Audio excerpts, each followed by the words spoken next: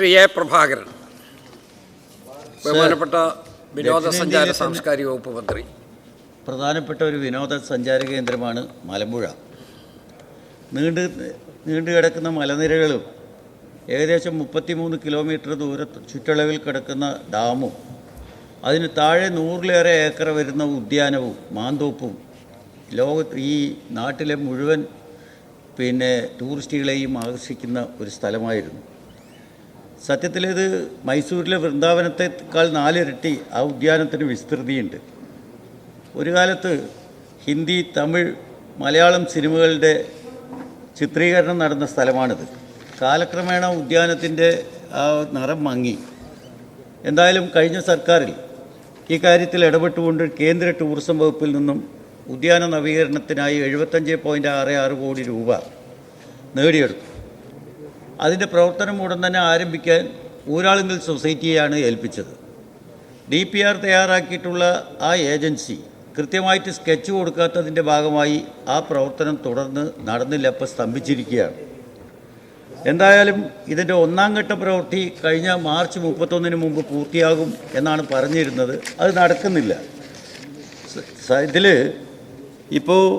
ഇപ്പോഴും അവിടെ ആയിരങ്ങൾ വന്നു പോകുന്നു. അതുപോലെ തന്നെ ഈ ഹോളിഡേയ്സിനൊക്കെ കാല് കുത്താൻ ഇടം പോലും അവിടെ കിട്ടാറില്ല. എന്തായാലും മലമ്പുഴയുടെ പഴയ പ്രതാപം വീണ്ടെടുത്തേ പറ്റൂ. ഇപ്പോൾ സർക്കാരിനുണ്ടാകുന്ന വലിയ നഷ്ടം, അതോടൊപ്പം അവിടുത്തെ ഉദ്യാനത്തിൽ തൊഴിലെടുക്കുന്ന ആൾക്കാരുടെ ജോലി നഷ്ടം, ഇതൊക്കെ പരിഹരിക്കാൻ ബഹുമാന്യനായ മന്ത്രി ഇക്കാര്യത്തിൽ പെട്ടെന്നൊരു ഇടപെടൽ നടത്തി സത്വര നടപടികൾ സ്വീകരിച്ച് മലമ്പുഴയുടെ പഴയ പ്രതാപം വീണ്ടെടുക്കാനും ആ പ്രവൃത്തികൾ പുനരാരംഭിക്കാനും സഹായിക്കണമെന്ന് അഭ്യർത്ഥിക്കാൻ വേണ്ടിയാണ് ഈ സബ്മിഷനിലൂടെ ഞാൻ അഭ്യർത്ഥിക്കുന്നത്. ബഹുമാനപ്പെട്ട മിനിസ്റ്റർ. സർ, ബഹുമാന്യായ ശ്രീ മലമ്പുഴ MLA ശ്രീ എ പ്രഭാകരൻ മലമ്പുഴ ഉദ്യാനത്തെക്കുറിച്ച് പറഞ്ഞ കാര്യങ്ങളെല്ലാം ശരിയാണ്. നമ്മുടെ കേരളത്തിലെ ആദ്യകാലത്തെ ഒരു വിനോദസഞ്ചാര കേന്ദ്രമായിരുന്നു മലമ്പുഴ. ചെറുപ്പകാലത്ത് നമ്മളൊക്കെ തന്നെ സ്കൂളിൽ നിന്നും അവിടേക്ക് ടൂറിന് കൊണ്ടുപോയ അനുഭവമുള്ള ഒരുപാട് ആളുകൾ ഇവിടെ ഉണ്ടാകും. പക്ഷേ ഇന്ന് ആ പ്രതാപത്തിനൊക്കെ ഒരു മങ്ങലേറ്റ അവസ്ഥയിലാണ് ഉള്ളത്. അത് തിരിച്ചു കൊണ്ടുവരണം എന്ന അദ്ദേഹത്തിൻ്റെ ആവശ്യത്തോട് വളരെ അനുഭാവത്തോടു കൂടി തന്നെ ആയിരിക്കും ഈ ഗവൺമെൻറ് സമീപിക്കുന്നതെന്ന് ആദ്യം തന്നെ അറിയിക്കട്ടെ. അവിടെ ഇപ്പോൾ നിലവിൽ കേന്ദ്ര സർക്കാരിൻ്റെ സഹായത്തോടു കൂടിയിട്ടുള്ള ഒരു മലമ്പുഴ ഗാർഡൻ ആൻഡ് ലെഷർ പാർക്കിലെ വിനോദസഞ്ചാരികളുടെ അനുഭവം മെച്ചപ്പെടുത്തൽ, അത് നമ്മുടെ സ്വദേശ് ദർശൻ 2 പ്രോഗ്രാമിൽ ഉൾപ്പെടുത്തിയ ഒരു പദ്ധതി ആണ്. നിലവിൽ അതിനെക്കുറിച്ചാണ് അദ്ദേഹം സൂചിപ്പിച്ചത്.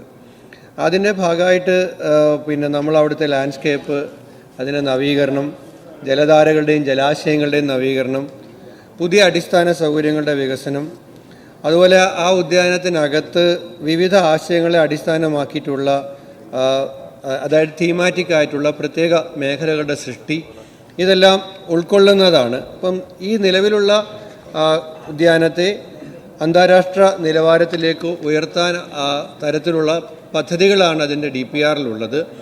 അതായിരുന്നു വിഭാവനം ചെയ്തിട്ടുള്ളത്. എന്നാൽ നേരത്തെ സൂചിപ്പിച്ചതുപോലെ ഊരാളുങ്കലിനാണ് അതിൻ്റെ നിർവഹണ ഏജൻസിയായി തീരുമാനിച്ചത്. KTIയിലാണ് അതിൻ്റെ നോഡൽ ഏജൻസി. അതിൻ്റെ ഫിനാൻഷ്യൽ പ്രോഗ്രസ് വെറും 10% മാത്രമാണ്. Physical progress 3.38%. നിലവിൽ ആ പ്രവർത്തനങ്ങളൊന്നും മന്ദീഭവിച്ച് നിൽക്കുകയാണ്. MLAയുടെ സാന്നിധ്യത്തിൽ, ജനപ്രതിനിധികളുടെ സാന്നിധ്യത്തിൽ അടിയന്തരമായി ഇക്കാര്യത്തിലൊരു യോഗം വിളിച്ചു ചേർക്കാം. അത് ആ സ്ഥലം ഞാനൊന്ന് സന്ദർശിക്കുവാനും തീരുമാനിച്ചിട്ടുണ്ട് എന്നുള്ള കാര്യം അറിയാം.